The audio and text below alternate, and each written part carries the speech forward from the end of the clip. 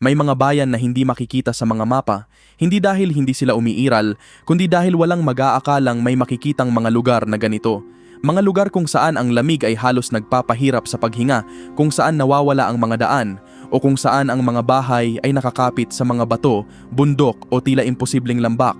Habang nakatuon ang mundo sa malalaking lungsod, may mga komunidad pa ring patuloy na naninirahan ng malayo sa kabihasnan, napapaligiran ng yelo, matatarik na bangin, kagubatan o katahimikan. Ngayon, pupunta tayo sa top 12 na pinakanakatagong bayan sa mundo. Mga totoong lugar na maaaring tirhan, ngunit napakalayo at napakahirap puntahan, kaya mahirap paniwalaang umiiral pa rin ang mga ito. Pero bago tayo magsimula, kung bago ka pa lamang sa aming channel, mag-subscribe ka na para naman lagi kang updated sa mga ganitong uri ng video. Monemvasia, Greece. Ang Monemvasia ay isang sinaunang bayan na itinayo sa ibabaw ng isang napakalaking bato sa harap ng Aegean Sea. Napakalayo at kakaiba ng lokasyon nito, kaya sa loob ng maraming siglo, iisa lamang ang daan para makapasok dito. Sa katunayan, ang pangalan nitong Monemvasia ay literal na nangangahulugang iisang daanan. Itinatag ito noong ika-6 na siglo ng mga Byzantine settler na tumatakas mula sa mga pagsalakay. Pinili nila ang lugar na ito dahil madali itong ipagtanggol at halos imposibleng lusubin. Mula sa malayo, hindi agad mukhang bayan ang Monemvasia. Para lamang itong isa pang bundok na umuusbong mula sa dagat. Pero kapag dumaan ka sa makitid nitong pasukan, parang biglang nawawala ang modernong mundo. Walang mga sasakyan o malalawak na kalsada. Sa halip, makikita ang mga makitid na daang bato, mga lumang bahay at mga pader na nakaligtas sa loob ng maraming siglo. Nasaksihan ng mga pader na ito ang mga pagkubkob ng mga Byzantine, Venetian at Ottoman. Hanggang ngayon, may mga taong naninirahan dito. Pero nananatili ang kakaibang pakiramdam na para bang ang lugar na ito ay hindi talaga itinayo para madaling matagpuan, kundi para manatiling nakatago. Itokorto-Ormiit, Greenland. Ang Itokorto-Ormiit ay isa sa mga pinakaliblib na nayon sa buong mundo. Matatagpuan ito sa silangang bahagi ng Greenland, isa sa mga pinakamahirap puntahang lugar sa Arctic. Sa malaking bahagi ng taon, halos napapalibutan ito ng yelo sa dagat. Itinatag ang bayan noong 1925 at ngayon ay ilang daang tao na lamang ang nakatira rito. Wala itong mga kalsadang nag-uugnay dito sa iba pang mga pamayanan. Maaari lamang itong marating sakay ng helikopter o barko at ang paglalakbay sa barko ay posible lamang sa ilang linggo bawat taon kapag sapat nang lumiit ang yelo. Dito, halos buong taon ang taglamig. Ang matinding lamig, mahabang panahon ng kadiliman at matinding pagkakahiwalay sa ibang lugar ay bahagi na ng pang-araw-araw na buhay. Ang Itokorto-Ormiit ay hindi lamang isang nakatagong bayan. Patunay ito kung gaano kalayo kayang pumunta ng tao upang manirahan sa mga lugar na tila hindi tugma sa buhay. Castellfollit de la Roca, Spain. Ang Castellfollit de la Roca ay itinayo sa ibabaw ng isang makitid na bangin na nagmula sa aktibidad ng bulkan. Isa itong napakataas na pader ng basalt na halos 50 metro ang taas at nasa pagitan ng dalawang ilog. Mula sa malayo, tila nakabitin sa kawalan ng buong bayan. Para bang wala ng sapat na espasyo para magkaroon pa ng isang pamayanan sa ibabaw nito. Ang pamayanan ay nabuo dahil sa paggamit sa natural na anyo ng lugar bilang isang uri ng depensa. Sa loob ng maraming siglo, ang pamumuhay sa ibabaw ng bato ay nagbigay ng proteksyon laban sa mga pagsalakay at pagbaha ng mga ilog. Pero ibang problema naman ang kinaharap nila, ang pagpunta rito. Matagal at mahirap ang paglalakbay papunta sa lugar na ito, kaya naiwan ang bayan na hiwalay sa mga kalapit nitong lugar. Hanggang ngayon, nananatili itong maliit at siksik na pamayanan na may iisang pangunahing kalsada at mga bahay na magkakatabi sa gilid ng bangin. Ang Castellfollit de la Roca ay hindi nakatago dahil malayo ito. Nakatago ito dahil sa sarili nitong heograpiya, isang bayan na makikita mula pa sa ilang kilometro ang layo, pero itinayo sa isang lugar na walang sino man ang aasahang pagtatayuan ng isang pamayanan. Iruya, Argentina. Ang Iruya ay isang maliit na bayan sa hilagang Argentina na matatagpuan sa taas na mahigit 2,700 metro sa ibabaw ng dagat. Nakapaloob ito sa isang makitid na lambak ng Eastern Cordillera at napapaligiran ng matatarik na bundok. May ilog ding dumadaan dito na kapag tag-ulan ay maaaring maging dahilan para tuluyang maharangan ang daan papunta sa bayan. Sa malaking bahagi ng ika-20 siglo, maaari lamang itong marating gamit ang mga mabatong daan na lubhang delikado. Kailangang tumawid sa mga ilog at dumaan sa mga lugar na madaling magkaroon ng pagguho ng lupa. Hanggang ngayon, nakadepende pa rin sa panahon ang paglalakbay papunta rito at hindi palaging posible ang normal na pag-access sa bayan. Ang mga bahay na gawa sa adobe at bato ay nakakalat sa gilid ng bundok, sumusunod sa natural na hugis ng lupain.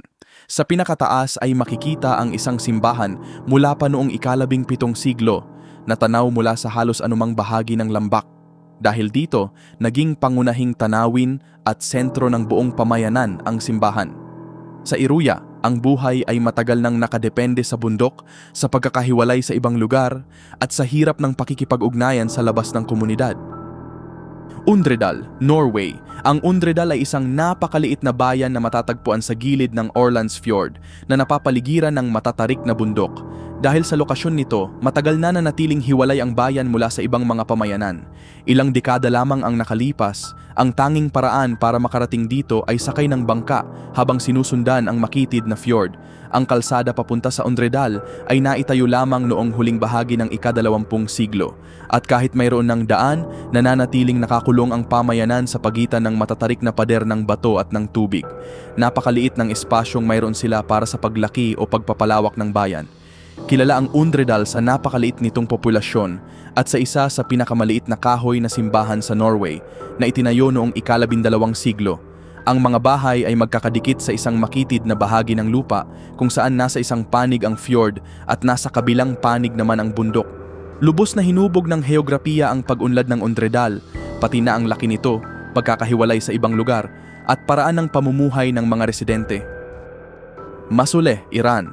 Ang Masule ay isang nayon sa kabundukan ng Hilagang Iran sa isang malamig, mahalumigmig at masukal na bahagi ng Alborz Mountains. Mahigit 1,000 taon na ang kasaysayan ng lugar na ito. Ang lokasyon nito ay pinili dahil sa pangangailangang ganap na umangkop sa napakatarik na dalisdis ng bundok. Dito, halos walang mga kalsadang tulad ng nakikita natin sa karaniwang mga bayan. Ang mga bahay ay itinayo sa magkakaibang antas, at ang bubong ng isang bahay ay nagsisilbing daanan o parang terasa para sa bahay na nasa itaas nito. Nakaayos ng patayo ang buong bayan, sumusunod sa dalisdis ng bundok. Dahil dito, hindi makadaan ang mga sasakyan sa karamihan ng bahagi ng pamayanan at kinakailangang maglakad ang mga tao.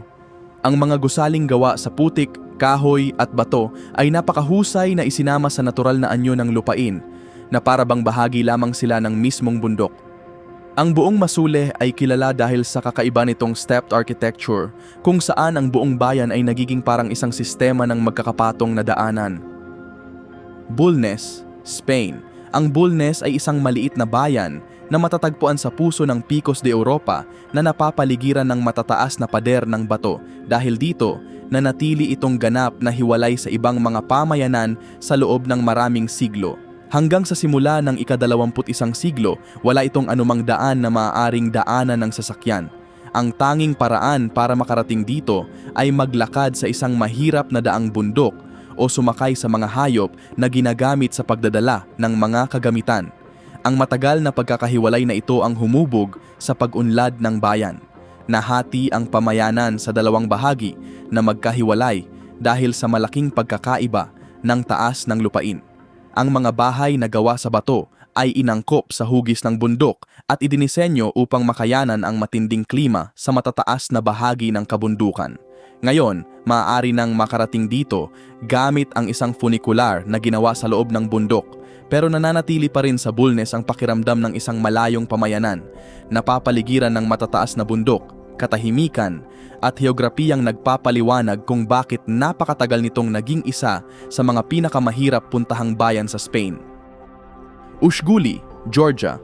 Ang Ushguli ay isang grupo ng maliliit na nayon na matatagpuan sa rehiyon ng Svaneti sa Georgian Caucasus sa taas na mahigit 2,100 meters mula sa lebel ng dagat. Itinuturing itong isa sa pinakamataas na permanenteng tinitirhang pamayanan sa Europe. Kilala ito sa mga sinaunang defensive tower na itinayo noong ika-9 hanggang ika-12 siglo. Ginamit ang mga tore bilang mga kanlungan laban sa mga pagsalakay at labanan. Sa isang lugar kung saan malaking bentahe ang pagiging liblib, naging mahalagang bahagi ng pamumuhay ang matinding pagkakahiwalay.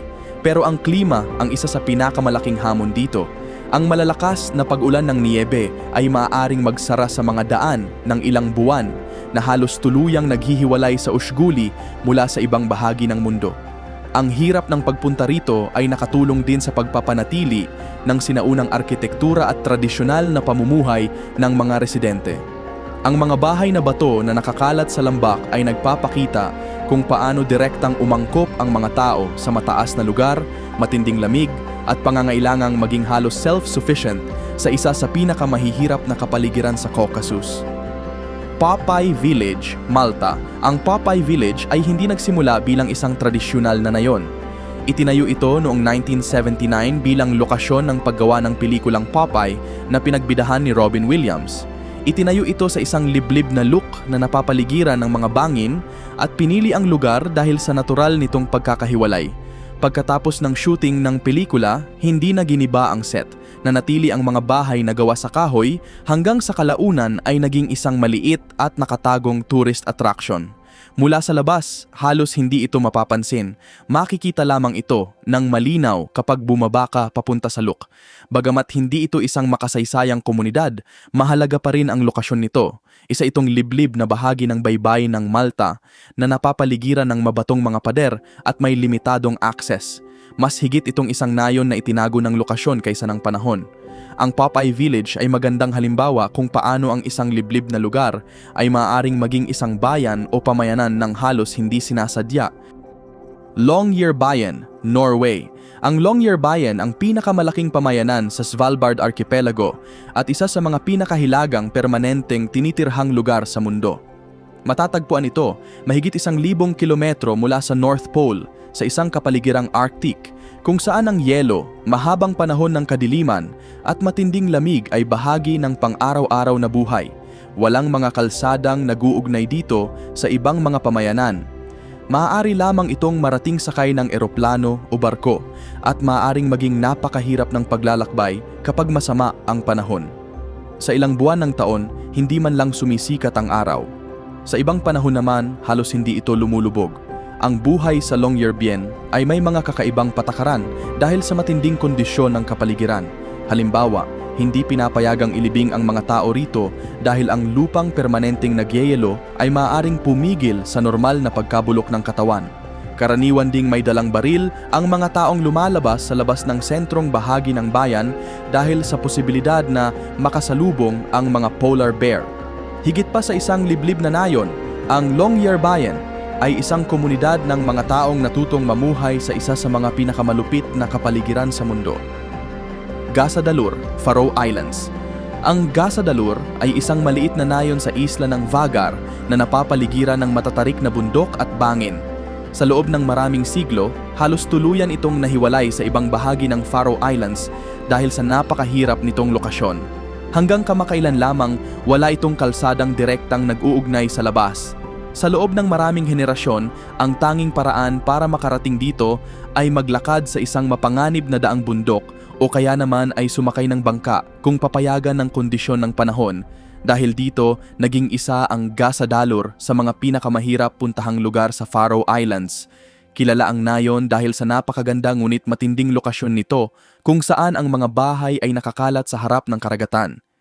Makikita rin dito ang isang talon na direktang bumabagsak sa dagat mula sa kalapit na mga bangin. Noong 2004 lamang binuksan ang isang tunnel na hinukay sa loob ng bundok. Na unang pagkakataon na tuluyang nagkaroon ng direktang koneksyon ang Gasadalur sa ibang bahagi ng isla. Gayunpaman, nananatili pa rin ang pakiramdam na isa itong liblib na lugar na hinubog ng malalakas na hangin ng North Atlantic at ng ilang siglo ng pagkakahiwalay. Hallstatt, Austria. Ang Hallstatt ay isang alpine town na matatagpuan sa pagitan ng halos patayong bundok at ng pampang ng Lake Hallstatt. Sa loob ng maraming siglo, dahil sa heograpiya nito, halos nahiwalay ang bayan at kakaunti ang espasyong maaaring pagtayuan o pagpalawakin. Wala rin itong direktang access sa kalsada noon. Sa mahabang panahon, ang tanging paraan para makarating dito ay sakay ng bangka sa lawa o kaya ay dumaan sa mga daanang bundok. Ang kakulangan ng koneksyon sa ibang lugar ang humubog sa pag-unlad ng bayan. Napilitan ang mga residente na magtayo sa isang napakakitid na bahagi ng lupa, kaya ang mga bahay ay tila magkakapatong sa isa't isa habang umaakyat sa gilid ng bundok. Ang Hallstatt ay isa sa mga pinakamatandang tinitirhang pamayanan sa Europe. May mga ebidensya ng aktibidad ng tao sa lugar na ito mula pa mahigit 7,000 taon ang nakalipas, na pangunahing nauugnay sa pagmimina at paggawa ng asin. Sa katunayan, naging pangalan nito ang pinagmulan ng tinatawag na Hallstatt culture, isang mahalagang kultura sa kasaysayan ng Europa. Ngayon, kilala na ang Hallstatt sa buong mundo. Pero ang kakaibang lokasyon nito ang nagpapaliwanag kung bakit sa loob ng maraming siglo ay napakahirap itong puntahan at kung bakit malaki ang naging epekto ng nakapaligid na tanawin sa paraan ng pamumuhay dito. Habang lalong nagiging sentro ng mundo ang malalaking lungsod, ipinapakita ng mga bayang ito na matagal nang marunong umangkop ang tao kahit sa mga lugar na tila imposibleng tirhan. Hindi sila itinayo para madaling puntahan o makita sa mga mapa, kundi para mabuhay at makayanan ang kanilang kapaligiran. Ang mga bato, bundok, yelo, bangin at mga lambak na napapalibutan ng matatarik na lugar ay hindi naging hadlang sa mga komunidad na ito. Sa halip, bahagi mismo ng mga ito ang dahilan kung bakit nabuo at nanatili ang mga pamayanang ito. Sa bawat kaso, ang pagkakahiwalay nila sa ibang lugar ay hindi basta pinili. Ito ay direktang resulta ng lugar kung saan sila nakatira. At ngayon, sabihin mo sa akin, kung maaari kang manirahan sa isa sa mga bayang ito, alin ang pipiliin mo at bakit? Ilagay mo sa comments ang sagot mo. Kung gusto mong patuloy na tuklasin ang mga pinakamatitinding at kakaibang sulok ng mundo, mag-subscribe ka at samahan kami sa susunod na paglalakbay.